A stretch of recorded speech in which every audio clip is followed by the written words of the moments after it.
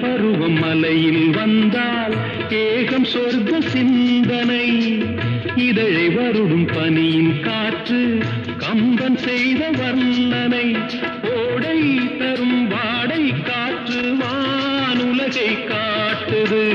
உள்ளே வரும் வெள்ளம் ஒன்று எங்கோ என்னை கூட்டுது மறவேன் மறவேன் அற்புத காட்சி செந்தாழம்